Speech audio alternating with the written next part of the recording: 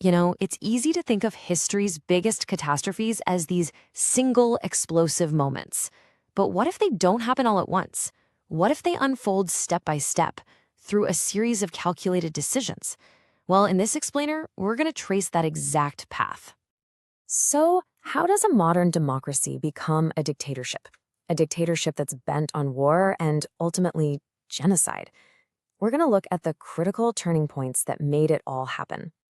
The very first step was seizing absolute power right there at home. And honestly, it happened with just breathtaking speed. Just look at this timeline. It shows you exactly how fast everything changed. Less than a month after Hitler becomes chancellor, the German parliament building burns down. And that single event was all the excuse they needed to tear down the entire German constitution. So what did the Nazi leadership do? They immediately pointed the finger at the communists. They claimed the fire was the beginning of a violent revolution. And they used that fear to convince President Hindenburg to sign this emergency decree. It basically legalized their dictatorship overnight and, unbelievably, stayed in effect for the next 12 years. And this is the really crucial part to get. We're not talking about abstract ideas here. These were the fundamental rights of every single citizen, just erased, gone. The decree gave the regime the power to arrest anyone they wanted without a charge, to shut down organizations, and to censor any newspaper or book. The path to tyranny really began right here, by silencing absolutely everyone who disagreed. Okay, so with total control locked down at home, what was the next step? It was time to challenge the international order, the one that had been set up right after World War I. And this was a massive gamble. You see, the Rhineland was supposed to be a demilitarized zone, forever. Germany had even voluntarily signed treaties agreeing to it. And at this point, the German military was still pretty weak.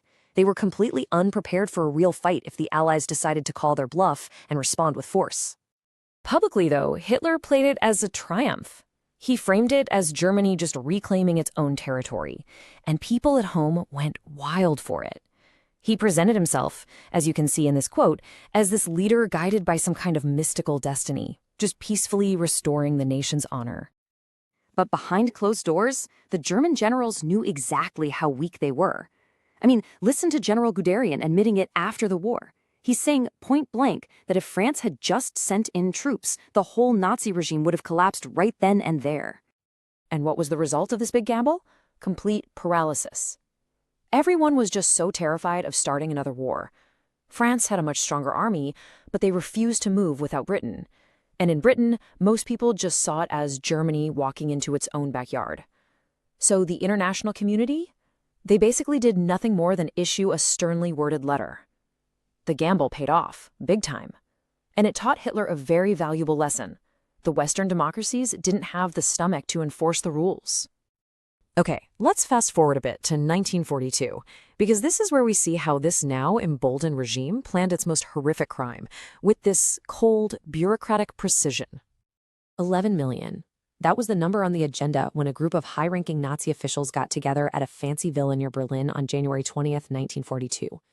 They literally had a list of all the countries in Europe and the number of Jews in each one, and the total came to this: 11 million people, all targeted for extermination.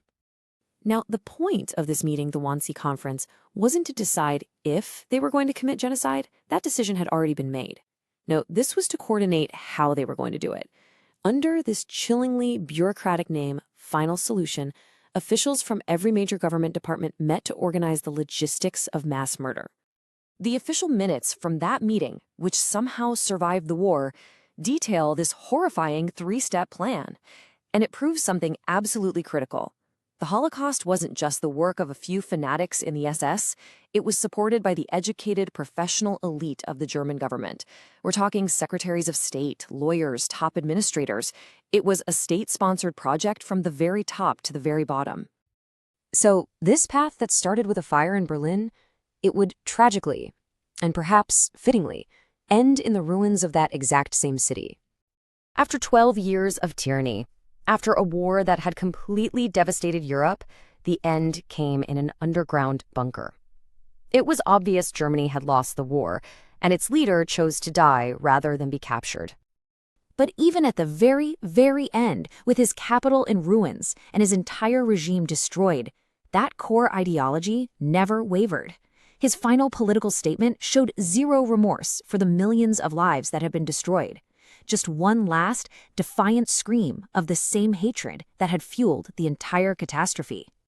What this explainer really shows is how a series of seemingly separate steps, an emergency decree here, a military gamble there, a bureaucratic meeting over there, can pave the road to unimaginable horror. And it leaves us with a really important question. How do we recognize those same warning signs today, and how do we respond?